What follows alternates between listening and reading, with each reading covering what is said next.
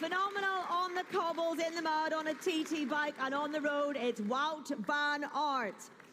Wout, welcome to you. How do you find the new kit? I believe you had a bit of a say in the design, did you? Yeah, I like it really much. I think it's super nice that we can stick to our black and yellow roots, also in the kit. And yeah, the yellow is even brighter than before, so I think we're ready to shine. So what about you right now then? Your season, your cross season is already in full swing. You had your first victory 2 weeks ago. How's that going? Yeah, the start was good, but I think more tough races will come starting from tomorrow. Yeah. So looking forward to spend my Christmas on the bike like I'm used to. Yeah, tomorrow, in case you didn't realise, we've got Wout Van Aert, Mathieu van der Poel and Tom Pidcock all racing each other in cross. That will be a lot of fun. But it's not about cross for you this season, is it?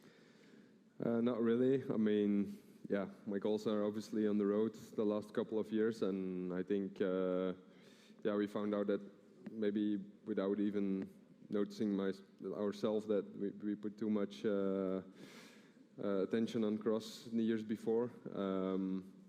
So yeah, for me personally, it was a difficult decision to do it a bit less, but I can already feel it.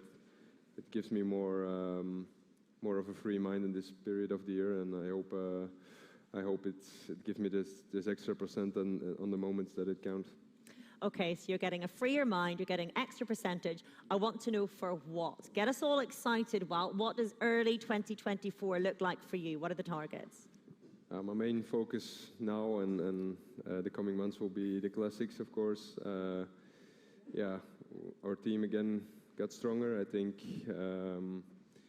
yeah, we should for sure mention that without Nathan, we have a big loss in the classics team, and it will be impossible to change that. But I think with Matteo and Jan Per coming from the Devo team, we have a lot of strong guys coming to that squad and hunting again to win Flanders or Roubaix. That's the first real target for myself and the team.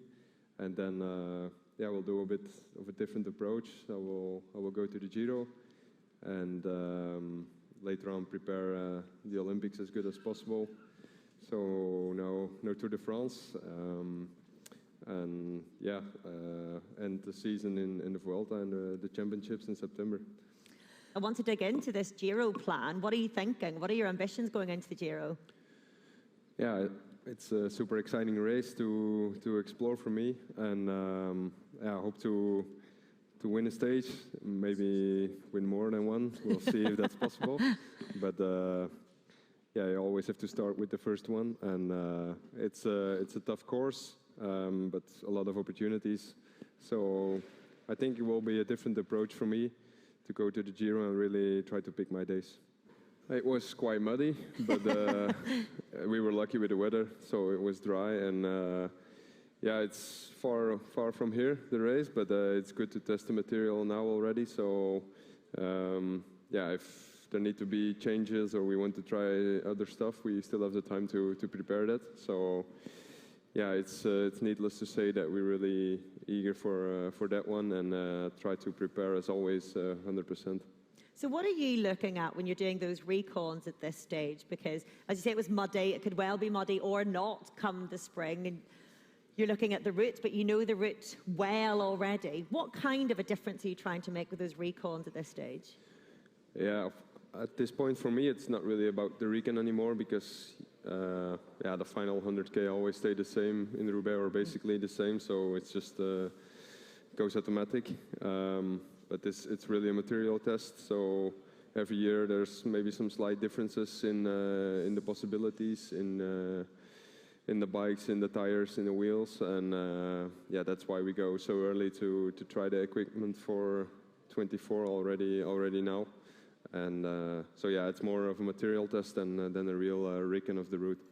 How big a team did you bring with you? Sorry? How big a team, how many riders were with you? I think Christophe was there, was he? Yeah, I think we were with almost 10 guys yesterday, so I don't have it really clear how many, but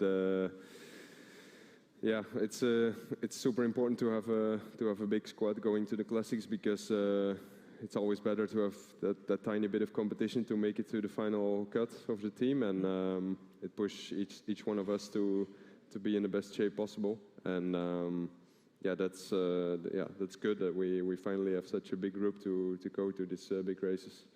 Of all the races you could target, why Flanders and Paris-Roubaix? Why do they matter so much? Yeah, I mean, as a guy born in Flanders, it doesn't need any extra explanation why the Tour of Flanders. Because it's the Tour of Flanders. Yeah, it's like the one day of the year where you do basically nothing except watching the television as a kid, or at least that was my Tour of Flanders memory. And yeah, Roubaix, I started to love it from the first moment that I did it in 2018. Then yeah, I felt that this is a race that really suits me, and actually I experienced quite some bad luck already in this race, but I always managed to still finish on nice results. So yeah, I'm really confident that yeah, if luck is on my side one day, that I will be very close to the victory.